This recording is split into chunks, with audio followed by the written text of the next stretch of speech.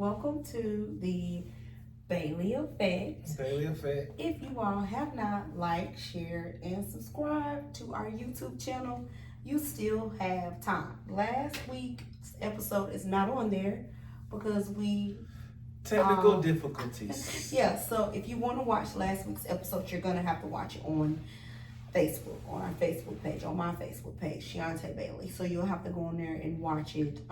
We talked about sickness and in health last week, and honoring those vows. So, if you are struggling with in a marriage right now where there is some sickness going on, whether it be physical, mental, emotional, whatever kind, you might want to go back and listen to that particular podcast because we kind of touched on a lot of different elements, what sickness means, what you shouldn't do during those times, support, all that stuff. So it's over there. Anyway, so today let's start out by saying Happy Mother's Day to all the mothers out there. Yesterday was an amazing day. It was so pretty outside. It was a beautiful day. I'm so glad because today is just gloomy, rainy. So I'm just grateful. I couldn't have asked God for a better day, especially after this one turned out the way that it did. It's still a great day because He created it, but you're happy when it's sunshiny and all that, and it was perfect. The temperature was perfect.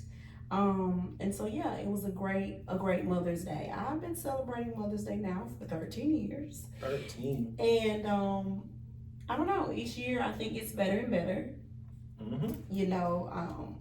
Kaden can participate. She knows what's going on. James has done a lot better at listening to me and honoring the fact that Mother's Day is a big deal to me. But I think that has come with some time and, trying to be sensitive to it, because I don't ever let Mother's Day go by, August 3rd go by, February 23rd go by, without thinking about something that happened to you when you were very young. And some of you all know it and some of you all do not, but James's mother passed away when he was 14. Yeah, February 23rd on my dad's birthday. Yeah. My mom's birthday is August 2nd. I'm sorry, August 2nd. August 2nd. August 2nd. I was close. I was right there, yeah. Sorry. So, yeah, my mom passed February 23rd on my dad's birthday. So, Mother's Day is kind of like bittersweet. I have a bunch of sisters. I have a bunch of people that, have adopted into the family, things like that. So Mother's Day is kind of like a, it's not sore as much as it used to be. When I first started, Mother's Day was very hard. But now it's starting to get to the point to where it's like, okay, you never feel that hole, but you learn how to deal with it.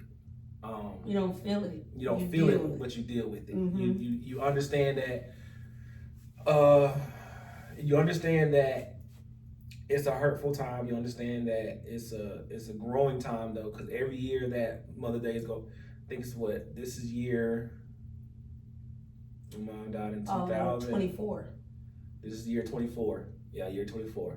So 24 years of not having your mom is a lot of years. So. And I think that impacted our marriage a lot. It did.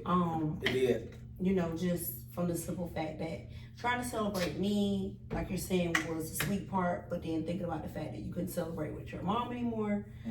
That was you can't call on the phone, and I think about that, like, on my mom's birthday, I just literally pick up the phone and call her and say, "Girl, what you want to do? Happy birthday!" Happy birthday. Mother's Day, Happy Mother's Day. And, we were able to surprise her at church yesterday. And I try to be very sensitive to that. I think I've grown into that. I share my mom with you a lot. And my mom shares us. Like, she doesn't look at me as just being her child. She calls you son. You are her son, And so I think that just celebrating Mother's Day, when you have a mother that has passed, that has come with time. Yes. That has come with time. And so I definitely did not understand that at the beginning. because I feel like I just was like, I'm a mom now. You're gonna celebrate me. Yeah. It's my day now. Like, you know. Mm-hmm. Yeah. That was it. But sometimes when that happens, like, when you're, especially when you're young in marriage and you lose that part of you, it's just like if you yell at a kid or if I yell at you, eventually you're going to be like, yeah, I don't want to hear it, because now you have acknowledged the fact that like your spouse doesn't have a mom or your spouse doesn't have a parent. So you're quick to cut that off and say, you know what, I don't even want to hear that. Like that's a far few in between thought. Right. But Chiante had to get me to understand that there was a few dates that were very important to her that I had to like grow to celebrate. Christmas, Mother's Day. Not so much Christmas, not for me. Not so much Christmas anymore. Yeah. Mother's Day, birthdays. Oh, yeah. Christmas, Mother's Days, and birthdays. No, I would say anniversary. Anniversary, Christmas, birthday, Christmas, anniversaries, what do you birthdays. Christmas. So if y'all haven't seen the memes, this guy basically put a meme up saying that like last time he listened to his wife when she tells him not to get her anything, and she walking around the house slamming doors. That would be her. Like or she would slam doors. What she would do is I would be like, "You okay?" And she would be like, no, and then she'll go to sleep. Or she would. But for Christmas though, in my defense, we have come to an agreement that we do the boxes now. Yeah, we do Christmas. We do the boxes. Something old. I mean, something old. Something new. Something. No. That's not it. It's something you want, something you need, something to wear, and something to read. That's what we do. But we also try to plan a trip around that time frame too. Yeah. So Mother's Day was very. I tried to make sure this Mother's Day that I listened and I actually gave her Mother's Day. So the one thing I tried to eliminate from Mother's Day weekend, and I told her this, was softball. Yeah. I tried to eliminate softball because we do softball so much. Yeah. I tried to eliminate it. Whereas I gave Kaden 4 to 5 days of break where she didn't do anything softball related because she needs to rest. And Chiante woke me up on Saturday morning and said, we got this going on. I promised that I was going to show up at the softball field. And when we did it, she made it seem like I was the reason why I was doing it. I said, no way. I literally had on my calendar, she wanted to plant flowers, so we went to the garden store and got a whole bunch of flowers to plant. Growers outlet. That's perfect, y'all. And I was doing yard work. Whatever she wanted to do, Starbucks coffee, whatever she wanted to do, we was doing it. And I was like, okay, like we're gonna do this. But then she said, softball field, I was trying to avoid it. I really was, because I spend so much time there. We spend so much time there that sometimes we forget that we do have kids that are young. We do have us. We have a child. And we have a child. We have a child that's 12 years old. Yeah. We have us. And we have to realize that sometimes softball is that's the sport that she plays, but it also has to be some type of fun in there for them to continue to enjoy it. But I think that, for me, we do softball a lot, but what we don't do is support our friends. We don't support our friends. Softball. And so, because usually we're in a totally different field. Totally different part. 2.5 hours away. 3 out of state. We're gone. So we're gone. And so when our friends are local and we get an opportunity to see them, to, support them, things like that, I think that for me, that's what it was. It was, I'm happy to be out here supporting one of our softball friends, or multiple. It was actually multiple. Shoot, I think of our softball friends. Right. We had kids that I had coached before. We had kids that played for Katie's middle school team. We have I saw one of the girls that I haven't seen since since she was 8, Kavai. Katie's pitching coach was out there. Yeah, it was just a really good experience. Shantae's Engine 3 girls was out. Yeah. It was a big Supporting is something that we don't do a lot because we're always gone. So. And so that's how I looked at that. It's a weekend where I didn't have to like be concerned about the umps. Right. Where I didn't have to be concerned about like the parents on the other teams. Right. I didn't have to say Shiante today. In the name of Jesus. What you not gonna do. I didn't have to do none of that. And so it felt good, you know, and we didn't have to be out there all day. No. It was literally, okay guys, we just came to see a game. And we're gone. We're gone. So yeah, we included it, but it was on a totally different spectrum. Yeah, just a totally different spectrum. And so, you know, and I think Kaden enjoyed it too because she was there not under any kind of pressure. No. Not under any kind of stress. She literally was there just to support her friends. And I think for me that was really nice. Now, let's talk about these Mother's Day gifts. Oh yeah. So, you know, sometimes like, you know, we see Mother's Day gifts, right? Mm-hmm. And on Mother's Day, I remember Mother's Day, I didn't used to get nothing. It was hard because, you know, my mom, I think I seen Mother's Day celebrated maybe a few times, but not a lot.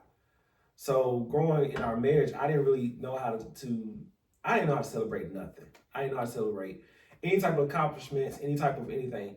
So birthdays, none of that. So I'm promotions, nothing. Mm-hmm. So like now I'm starting to just celebrate the small things. You know, if she stumps her toe and grows a new toenail, I'm celebrating that. You know what I'm saying? So that's just, but again, it came with time to understand that those are things that she wants to be celebrated in a certain kind of way. So this year, we spend so much money on softball, but it don't really come down to money. We spend so much money helping our family with being a family that this year we had to kind of like be very we had to acknowledge the thoughts. That's what we had to acknowledge.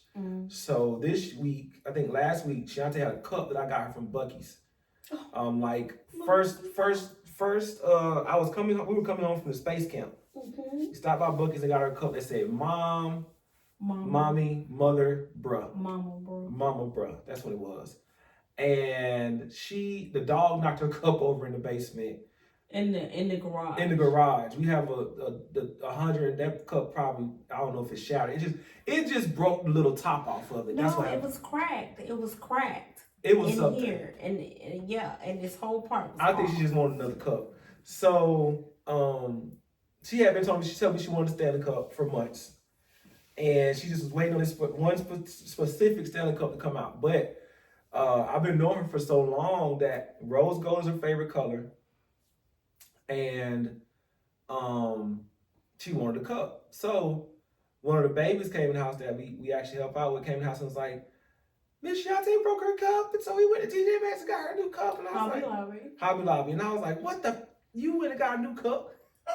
Like, for real? Like, I was going to get you this. And I said I wasn't going to get it for her. And I went to this, and then I went and tried to find like some type of rose gold, like, pattern of what is it called, tie-dye, but I couldn't find it.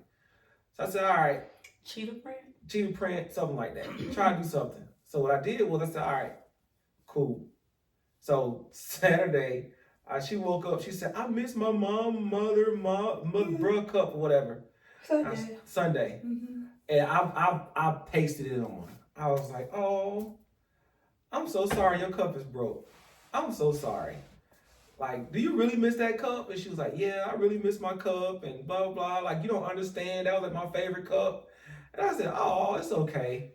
And Kayla came in the room with her thing. And I said, stay right here. So we went and got the bag and we brought it in there. And I put the camera on to record her. And she opened. Kayla was like, Kayla didn't know because Kayla can't hold secrets. She opened her bag up and she pulled the cup out. And Kayla was like, oh, you're part of the Stanley crew. But they didn't know that like I had took the tape off and retaped it and everything. And I made her a customized Stanley Cup. He made me a customized Stanley Cup. And I mean, like, I'm so happy. And it's the little things. What I've learned at this age, as you get older, as you get older and you grow and you mature, what I've learned is that it's little things. You know, the fact that he took the time to hear what I was saying. And then yes, I didn't tell him I wanted the hot pink one. Mm-hmm. It is still on hold in my phone. Oh, okay. But anyways, I also was very hurt that my cup was broken, and he heard me and he came through. And for me, we're celebrating the small successes here, because back in the day, you would have heard that and you would have been like, oh well, I'm sorry. Oh man, I would have laid in my bed and she would have got some roses in the car but last year she said something about Tiffany's perfume, and I got her Tiffany's perfume, but I did a little something extra. I got the perfume, I got the bottle engraved for her. So this year was a little different. This year we just I tried to make sure I heard what her request was. It didn't need to be Louis Vuitton shoes. It needed to be, and even if it was, I was gonna try to make it happen. But it was something that she was using, that she wanted, and that she had broke. And she made a big deal out of it. And I knew that, you know, I wasn't not gonna get her anything. And then you made a big deal out of it. I made a big deal out of it because I knew that at the end of the day, she just wanted somebody to make a big deal out of it with her. That's knowing where the emotions, being emotionally available. Mm-hmm. That's kind of like how I made the decision to do what I did. Like being emotionally available, being understanding that sometimes it ain't just about what you get, but also about the small things. I could have went and got her a hotel room somewhere. I could have went and took her out to one of the most expensive restaurants in Atlanta. We could have flew off somewhere and went to Jamaica again and just had a good time. We could have did all that, you know what I'm saying? But I think that all in all, what we did was, I did something I do every year is I cook for them. So I did surf and turf and lobster tail. I did steak and lobster tail and asparagus and the what is it called? The russet potatoes. Those potatoes that's the size of my head. And then I did breakfast. And I planted all those flowers for her. So we did that together. I planted a lot of flowers. We did that together. So let me ask you this. So what advice, like somebody that might be 15 or 16 and their mom just passed away, or just in general, they don't have their mom anymore. What advice would you give them? That's hard because when I was that age, I ain't have nobody to give me advice about it. Mm-hmm. I had my siblings, but my siblings had spent so much time with my mom that I didn't really. What got you through it? That's why I had mentors. I had people. I had a coach that came and picked me up from the house, like that was like real, like die hard. Like, I'm gonna help you out. I had my other family, the Greens, Mrs. Green, like she took me in. They took me in, turned me into one. Like I was like one of their kids. I had teachers, Miss James and Doctor. I had a lot of different people. Coach Givens had a lot of people like step in and be like, you know, we're not gonna let this. I had friends that were like, I'm not gonna let you go down the wrong path, stuff like that. So, you know, it's really at that age, you're not stable enough to make the right decisions at that age, at 14, 15 years old, a parent dying.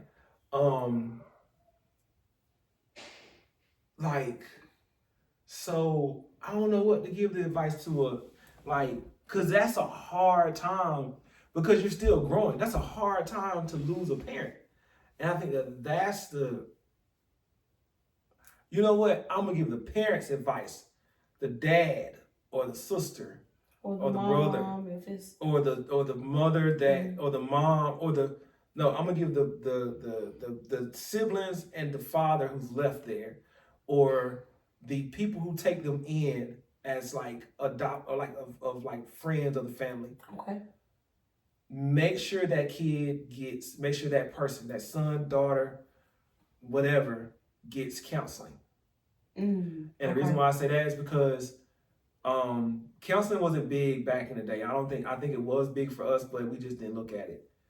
But having somebody, I think you're right. I don't think especially for our culture. No, for our culture, we think that counseling is bad. But I've had my first counselor, Miss Bonnie, in Vegas. My adopted sister, I call her my adopt. She's like a sister now, Stephanie Gunner now.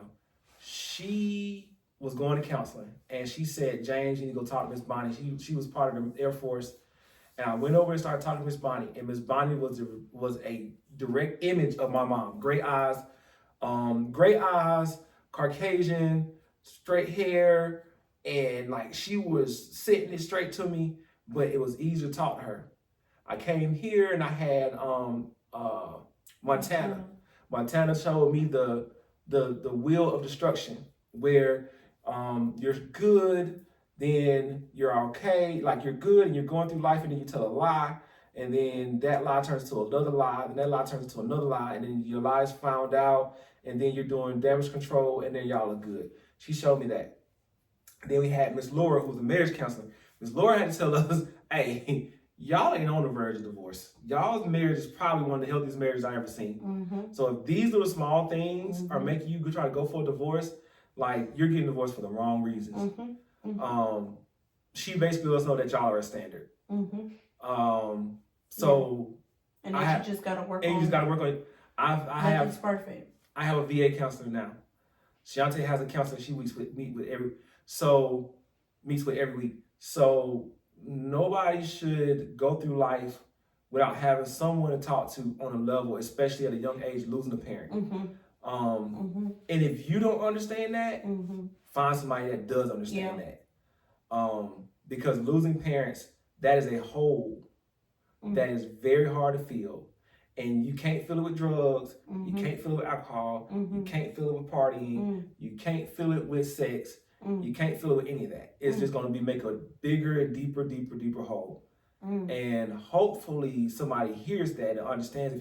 Even if you lose a parent now, and as an adult, yeah, it's so much easier for you to spiral out of control now because you have access to drugs, alcohol, sex, strip clubs, gambling, all of that. You have more access to it now at this age than you did when you was younger. So younger, you couldn't really go down that spiral. But when you're older and you was a parent, especially a young parent, I'm not gonna say 70, 80, 90 because it may be like time that, you never know. But like 50s, 40s, like, and you're like 20 and you lose 40, 45, you lose a parent, that's a totally different situation because you're still going through life. So my advice, even now, like if you're 20, 21 and your parents are 45, 40, whatever, and you don't know what it feels, you don't understand it, you need to go sit down and talk to somebody. Hey, I don't know what to do if my mom dies, or I don't know what to do with my dad if my dad dies. Like, I just don't know if I'll be able to process that. Or if it happens. So you want to do damage control prior to, because your parents may live another 20, 30 years to age 90 or 100. But you can start doing the damage control early. Hey, how can I prepare for this? Right? So, it's very... But you think people are really willing to sit down and talk to a counselor? Like, I would feel not good going and talking to my counselor about my mom dying and she's not dead yet. Like, I would, because this is the thing, yes, that is something that, death is something that's inevitable. Like, we're all going to face it. So, but who knows? I might go for her. She might go before me. Like, you don't know. So I would be afraid to, like, go and start talking about it from that perspective. Now, I do talk to my counselor a lot about just death in general. Because I don't understand it. And I think that, especially when, like you're saying, you're 14 and you're still young. And then, like, your mom dies. And it's like, why did that happen? So there's a lot of whys when that happens. There's a lot of whys that, there's a lot of questions. So we're gonna back this. We're gonna put this on everything. a husband that lost a spouse, a wife that, like, we're gonna put this in general. Mother's Day is for all moms. Yeah. Right? But we want to put this into perspective, right? You have husbands who celebrate wives. You have children that celebrates their wives. You have their mothers. You have sons who celebrates their moms. You have daughters that celebrates their moms, right? So we got to put it into perspective, because we have situations, we have things that's happened in our life recently to where one of our good friends lost his wife. How do you celebrate Mother's Day with your kids? Yeah. When that happens, right? Yeah. How do your kids celebrate Mother's Day when their mom is gone? And it's fresh, and it's gonna be like that for years. Really, let's be honest. There's really no way to cope with that. Like I said, you can't smoke away, you can't drink away. Like, with those kind of ways, you can't do it. So you have to go through it. So you got to go through it. But it's a very hard situation to go through, because you've developed a relationship coming out of the womb that nobody else can duplicate. You've developed a relationship with your spouse that nobody can duplicate that. So now you go into a day that is strictly made for mothers, where you celebrate the mom, the person that, the way we look at it is, the way I look at it is this right here. The earth is, they always say Mother Earth, right? So God created earth and everything within it, right? But he also created he placed the seeds on earth to create the growth on earth, right? So if you really think about it, that's how you have to look at, your spouse or anybody like that. You help them bring someone into this world, right? And you want to celebrate them. We have Earth Day, we have all that stuff. You want to celebrate them, but now you can't. Yeah. You know what I'm saying? You want to celebrate them bringing your child into this world. The child wants to celebrate their mom being here, and they can't do that. That one statue of a person that was there for them is not there. So how do you handle that? You can pray about it, but some people some people lose faith in God at that point. Yeah. I see that. You can go and talk to other people, but some people still have their parents. They still have their moms and dads. Yeah, like me. Like, it's hard for me to understand what you're feeling, because I didn't. And even if my mom passes away now, I still won't process what you went through, because you were 14 when that happened. Right. So, yeah. So when you get older, it's a little bit easier to process losing a parent, because your parent may be older. Yeah. So it starts to get like, okay, I'm sad that they're gone, but Right. I have to process. My dad is 85 years old. Yeah. He's in a hospital bed, stage 2 Parkinson's. He sees you, but it takes a minute for him to process who you are. Early stages of dementia, right? So we have to understand that those things come around as you get older. Right. But we don't expect it at a young age. We don't expect a mom to die. We don't expect a sister to die. We don't expect any of that. So think about it. Sometimes mothers die while they're giving birth. That kid doesn't know who their mom was, but that husband does. That husband has to go through that for years. So you see what I think I see it. So for me, I think what you have to do is you have to remember their legacy. So there you go. And carry it on. So So growing up, it was things that my mom told me not to do that I still kind of hold true to. And I tend to tell people that she can vouch for this, because when we first started dating, I would not spend the night with her. No. My mom set a curfew for me of 9 o'clock. And I would, when I played basketball, get out of basketball practice at 8, and it took me an hour to walk home. If I got out of basketball practice at 8:30, I was making sure I got home at 9:30. My mom put that curfew on me. I kept that curfew all the way up until I went in the military. I think that I spent the night at her house one time. But when I went in the military, we would switch rooms and stuff like that. But I kept that. But again, that rule also stuck with me while I was in the military. If I had things going on, I had a 9 o'clock. I set myself a 9 o'clock curfew. But that was because my mom basically instilled that in me, that you don't come into the house before the street lights go off. Like, come on. So if the street lights was coming on, I was at home. Yeah. Or I was in my yard. We had a big yard, so I was in my yard, and my friends was in my yard. So the parents knew where we were at. But on your side, again, we're going back to Mother's Day. We were around the horn. Having to, my three things. You can find peace in God at a certain point in life when your parent passes. If you're at a young age and your parent passes, whoever has custody of you or who was around you, they need to find someone, like, I don't care who it is. Grief counseling is big plus. And then, like, you have to have a real good support system of friends to help you get through that. I like that. So when my mom died, I had friends that I'm still friends with to this day. We don't talk a lot because they have their own lives. They're married. They're being spouses. They're in the military.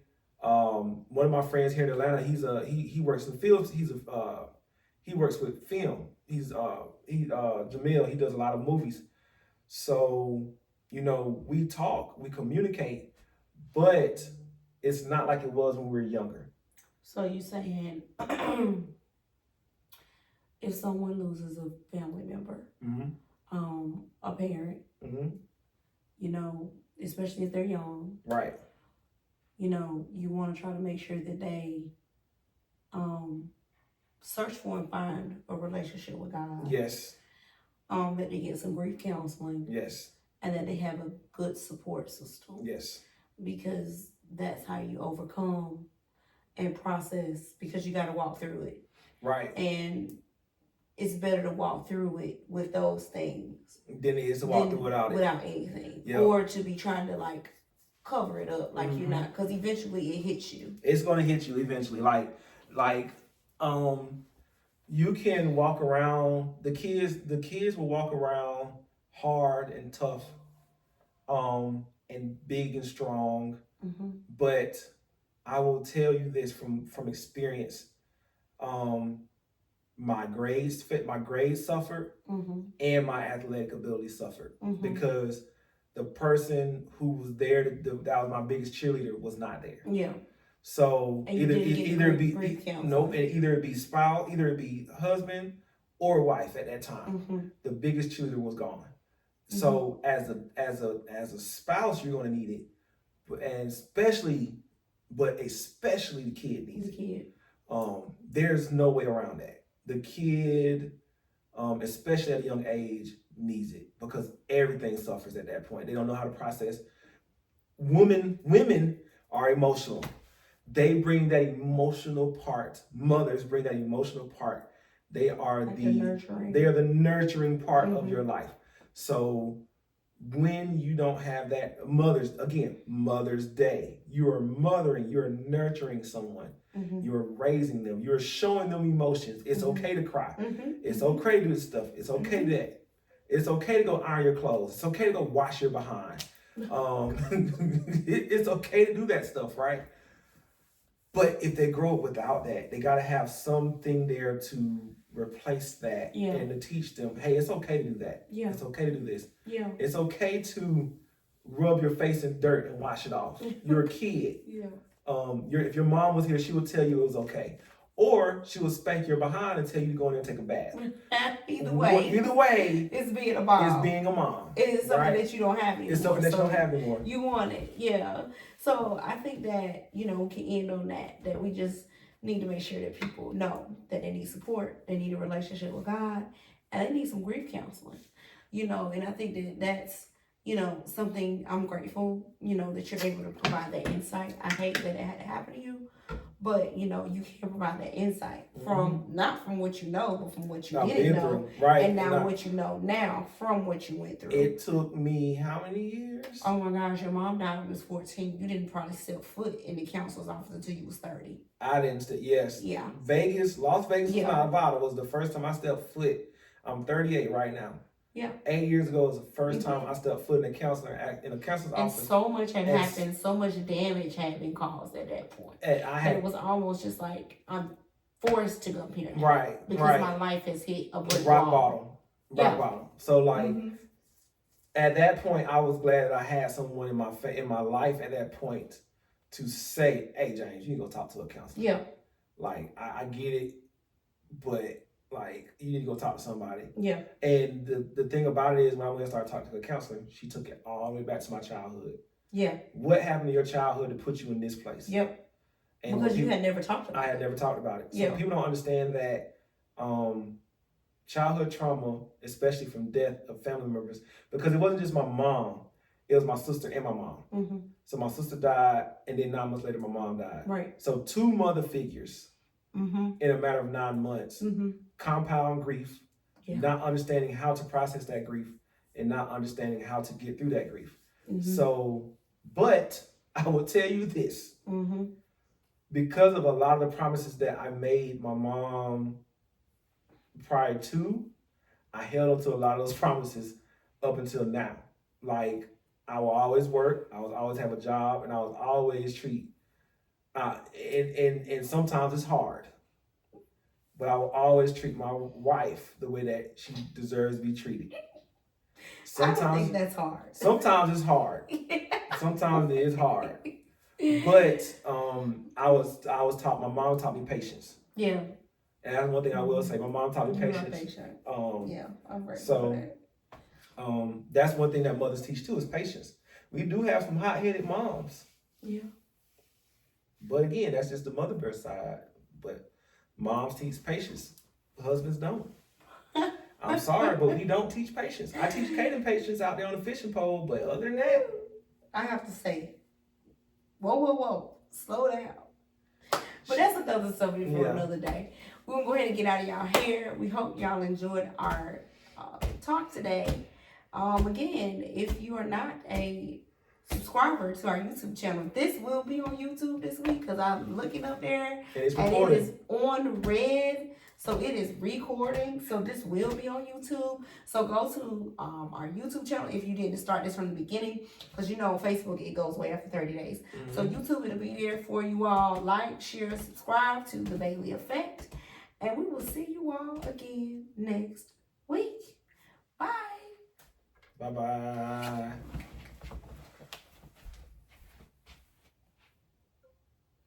This is still on?